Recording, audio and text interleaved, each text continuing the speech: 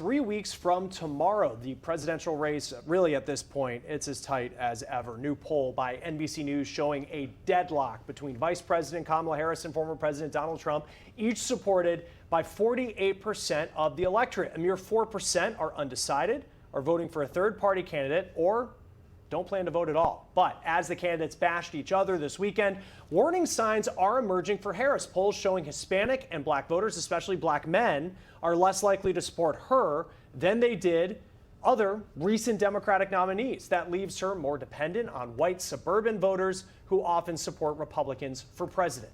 Now, for what this all means for the election, we're joined by Democratic strategist Taryn Rosenkranz and Republican strategist Dave Wilson. Good morning to you both. Dave, let's start with you. Former President Trump taking shots at Democrats again, saying they're more dangerous than Russia and China. He also suggested using military force on election day to handle, quote, the enemy from within. Let's listen to that.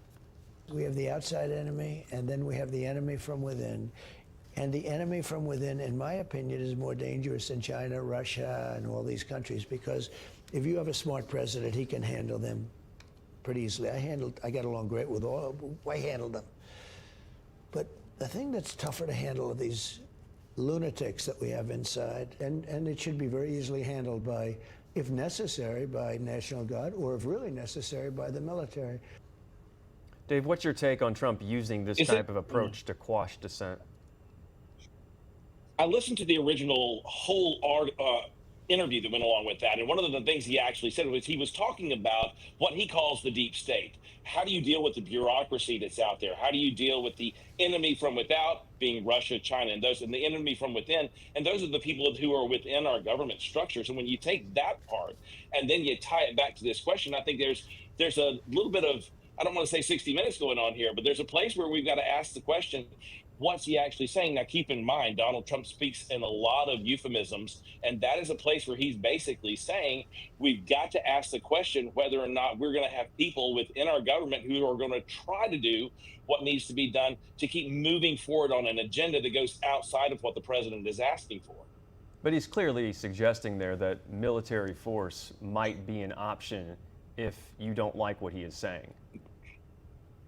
I think the military force question that he's actually asking for right there is the same thing that we're dealing with when we talk about what goes on with a hurricane or goes on with any other part of a disaster, natural disaster or something else that's going on along those lines. Do you bring in people to ensure that we have law and order going on during various events that take place? To be able to bring in the military, that is to basically turn around and support law enforcement and what needs to be done. We don't want to see another January 6th going on. That was an apparent thing that went on, that, you know, it was said that he actually made available the National Guard during the January 6th issue.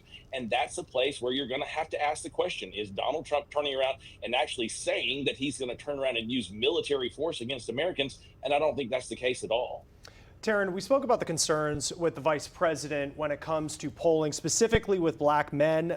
She is polling at less in that demographic than President Biden did in 2020 or former President Barack Obama in 2008 and 2012. Why is she struggling with the demographic? I do believe that one of the things that's been happening in this truncated election in such a short time is that we just have been spending a lot of time talking about fundamentally the attack on women's rights because of what Donald Trump has been talking about so often and his real threat to the fundamental rights of women. And so that's what we've been talking about. And so when you talk about something over and over again, something is going to feel less connected to another group. And so I think that, you know, when we've had a very long election cycle in the past, we've been able to talk to all different kinds of groups and been able to really hit on these issues. As you saw today, she's, you know, unleashed more plans. It's just so such a tight race to the finish that we haven't been able to, I think, get into as many issues and plans and ideas and really be able to talk to everyone that she wants to talk to in the same way that she would have had this been a full election cycle. Dave, our content partners at Politico analyzed 20 Trump speeches and made this observation, quote, his racist anti-immigrant messaging is getting darker, writing, quote, the supposed threat migrants pose is the core part of the former president's closing argument as he promises his base that he's the one who can save the country from a group of people he calls animals, stone-cold killers, the worst people, and the enemy from within. Now, he often distorts reality with his claims, Dave, but he is clearly seeing a winning issue with immigration.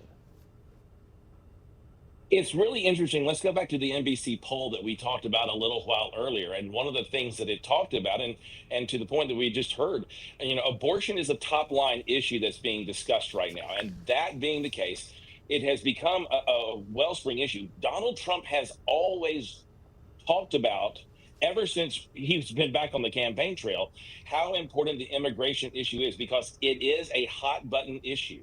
He has been able to tap into that issue. And to be honest, I think his rhetoric, and keep in mind that's what this is, his rhetoric is above and beyond to be able to drive home a point to the average American that something needs to be done here.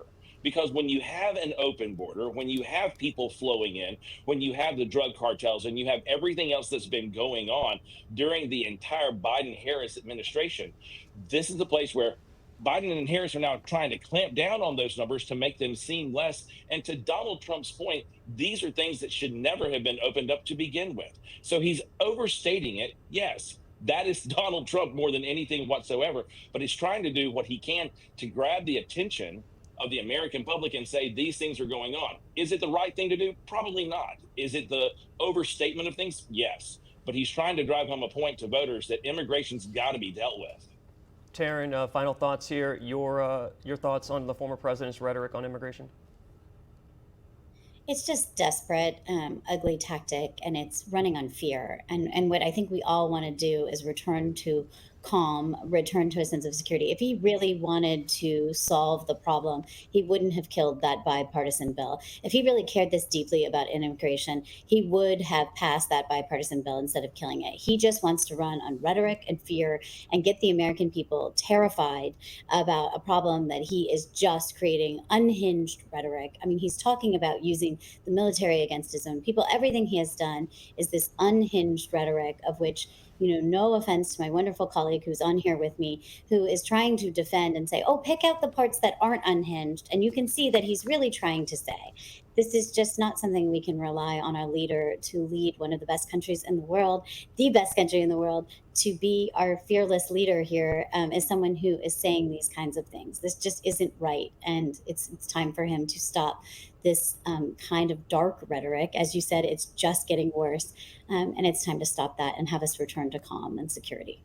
So much happening in the political world, and the election is just right around the corner here. Appreciate you both for coming on and breaking this down. Dave Wilson and Taryn Rosenkranz. Thank you both.